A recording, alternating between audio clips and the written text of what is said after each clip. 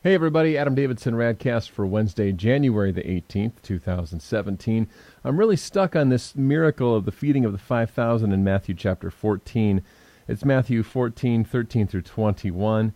Jesus is healing the people, the crowd of people that are following him, and it's starting to get late. The healings are kind of going into overtime, and the disciples surveying the situation say, Jesus, let's send the crowd away. Let's have them go into the towns to buy food. This is a remote place.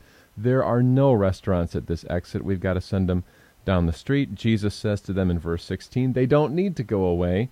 You give them something to eat. So Jesus sort of throws it back on their lap. The disciples say, we can't feed all of these people. We've got 5 loaves of bread and 2 fish. That's barely enough for us, Jesus, and we got to eat too, they say.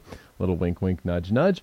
And so Jesus said, give me the food, the 5 loaves and 2 fishes. He prays, lifts it to heaven, and then distributes it through the disciples, distributing it to all of the people, and they all eat and were satisfied, and there were even leftovers. I think I'm stuck on this because of something that I was talking about yesterday, how, our best planning is maybe at best plan B when God has a plan A, which is way better. And in fact, a couple people made some great comments. For example, Bob said, I believe he just has a plan, which is exactly right. I mean, God does have a plan and a purpose, and the big challenge is in finding it, which Sarah talks about too. She said, maybe we should start asking him what plan A is and how we can join him in bringing it to pass.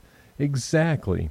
I think the disciples did what I do all the time. Maybe you can identify with this as well. You see a problem, you say, here's the problem, you coin a solution, and you say, Jesus, we're going to need you to help us carry out this solution.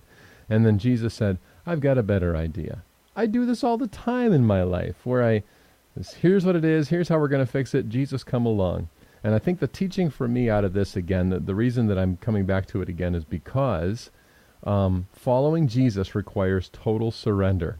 The disciples wanted Jesus to help them with their solution. Jesus wanted everything the disciples had. That was the solution. The solution was surrender, not just making things a little bit better. So following Jesus is not about going about our lives and having Jesus help us. Following Jesus is about following Jesus, which means that we go to him with the problems and let him come up with the solutions. And sometimes the best prayer is, Jesus, what do I do? And then just give him space, give him room, give him a spiritual vacuum to speak into, because he will. We just have to give him space. So follow Jesus with me, at least try to, like that today. That's RadCast. Go and feed the 5,000.